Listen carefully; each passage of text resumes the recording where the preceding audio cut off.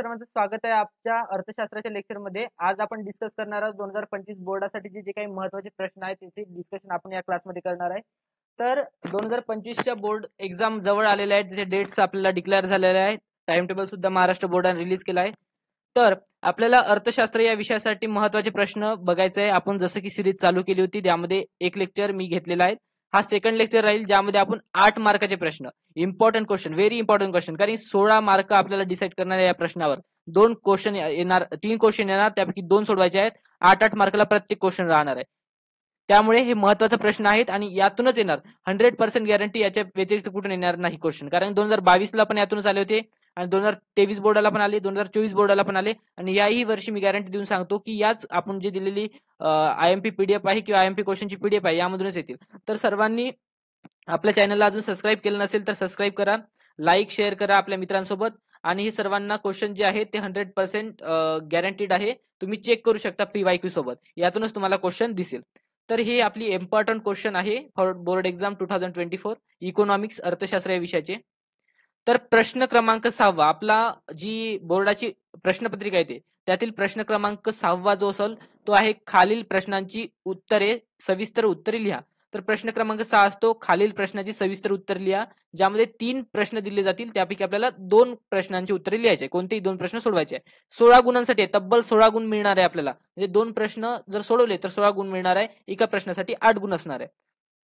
तर पहिला प्रश्न आहे, मागणीचा नियम अपवादासह स्पष्ट करा. आता मागणीचा जो नियम आहे प्रकरण नंबर 3 मागणीचे विश्लेषण, तर त्या मागणीच्या विश्लेषणामध्ये मागणीचा नियम दिलेला आहे, त्याचा नियम आपल्याला अपवादासह स्पष्ट करायचा आहे. मागणीचा नियम अपवादासह स्पष्ट करा. आणि दुसरा असतो मागणीचा नियम गृहीतकासह स्पष्ट करा. आता काय होतं, काही वेळेस अपवाद विचारलं जातं, काही वेळेस गृहीतक विचारलं जातं, पण आपण असं अजून चालायचं की कोण्या वेळेस काय येईल ते सांगता येत नाही. त्यामुळे मागणीचा नियम अपवाद आणि गृहीतकासह हे आपल्या नोटबुकमध्ये चांगल्या प्रकारे लिहून ठेवायचं. ओके. आता त्यात काय काय लिहायचं असतं सर, तर त्यामध्ये असतं प्रस्तावना.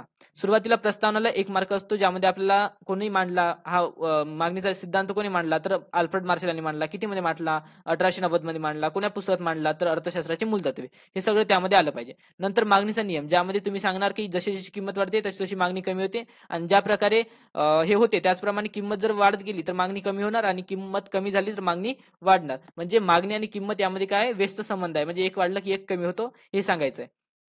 त्यानंतर एक तक्ता काढायचा आहे, ज्यामध्ये आपल्याला किंमत वाढताना दाखवून मागणी घटताना दाखवायची आहे आणि त्याचं प्रेझेंटेशन करायचं आहे, म्हणजे ग्राफ सुद्धा काढायचा आहे आपल्याला आणि त्या ग्राफचं विश्लेषण करायचं आहे. नंतर त्याचे अपवाद जे असणार ते लिहायचे आणि नंतर त्याचे गृहीतके स्पष्ट करायचे. अशा प्रकारे तुम्हाला 8 पैकी 8 गुण मिळवून देणारा हा प्रश्न आहे. सेकंड आहे प्रश्न, घटत्या सीमांत उपयोगितेच्या सिद्धांताची गृहीतके किंवा अपवाद स्पष्ट करा. आता घटता सीमांत उपयोगिते सिद्धांत जो आहे तो गृहीतकासह स्पष्ट करा असं विचारू शकते, किंवा दुसरा प्रश्न काय असेल की घटत्या सीमांत उपयोगिते सिद्धांत अपवादासह स्पष्ट करा. आणि काही वेळेस काय होते की घटत्या सीमांत उपयोगित त्याचे गृहीतके आणि अपवादासह स्पष्ट करा. त्यावेळेस आपल्याला गृहीतके, अपवाद आणि ते सीमांत उपयोगिते सिद्धांत जो आहे ते स्पष्ट करावा लागतो. आता हे घटत्या सीमांत उपयोगिते सिद्धांत कोणी मांडला, अल्फ्रेड मार्शल यांनी मांडला. कुठे मांडला, अर्थशास्त्राची मूलतत्वे. त्यामध्ये त्यांनी काय सांगितलं की ज्याप्रमाणे तुमचं जे वस्तूविषयीचं कंझम्पशन आहे, म्हणजे वस्तूविषयी तुमचा जो उपभोग आहे तो वाढत जाईल, त्या प्रकारे तुमची जी उपयोगिता आहे, सीमांत उपयोगिता, ते घटत जाणार. मग त्यांनी त्यासाठी गृहीतके सुद्धा दिले होते. विवेकशीलता असेल, उपभोग सातत्य असेल, वस्तूचं विभाजनशील झालं असलं पाहिजे, हे सारखी त्यांनी हे दिले होते गृहीतके. नंतर अपवाद सुद्धा सांगितलं होते, जसं छंद आहे, पैसा आहे, व्यसन आहे, सत्ता आहे, हे काय त्याचे अपवाद सुद्धा आहे. हे तुम्हाला स्पष्ट करायचे आहेत. किती मार्कसाठी, 8 मार्कसाठी. तिसरा प्रश्न आहे, मागणीची किंमत लवचिकता स्पष्ट करून त्याचे प्रकार स्पष्ट करा.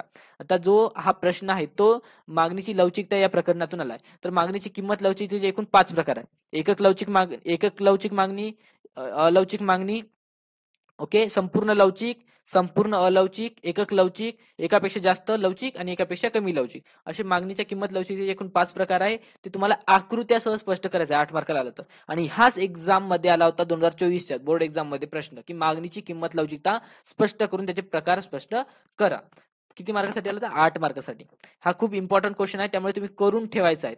याचे आन्सर तुम्ही लिहा तुमच्या नोटबुक मध्ये आणि जरी तुम्हाला वाटत असेल की कोणाकडून रेक्टिफाय करून घ्यायचे, तुमच्या कॉलेजच्या टीचरकडून रेक्टिफाय करा किंवा आपलं टेलिग्राम चॅनल आहे ज्याची लिंक मी डिस्क्रिप्शन बॉक्समध्ये देतोय, त्यामध्ये तुम्ही तुमची जी आन्सर शीट आहे ते पाठवू शकता.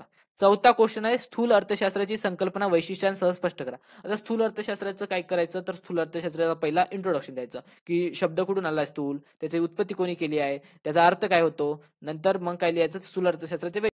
प्रश्न क्रमांक 4 झालेला आहे की स्थूल अर्थशास्त्राची संकल्पना वैशिष्ट्यांसह स्पष्ट करा.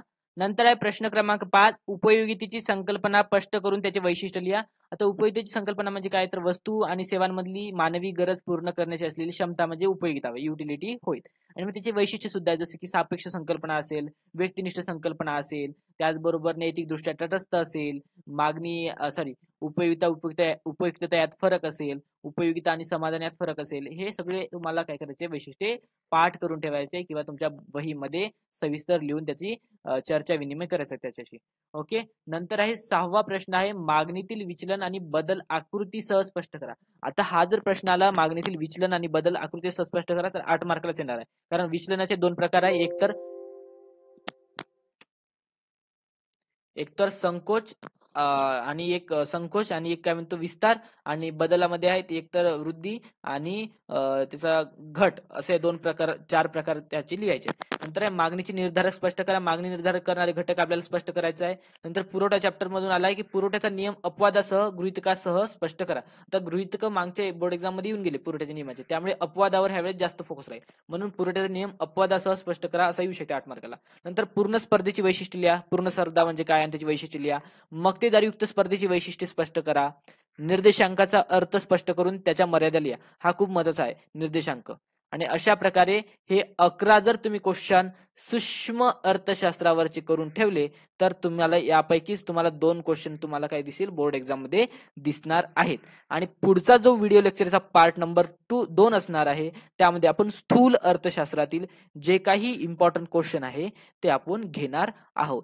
तर आपल्या या चॅनलशी कनेक्टेड राहा आणि बोर्ड एक्झाम 2025 साठी खूप खूप शुभेच्छा. धन्यवाद.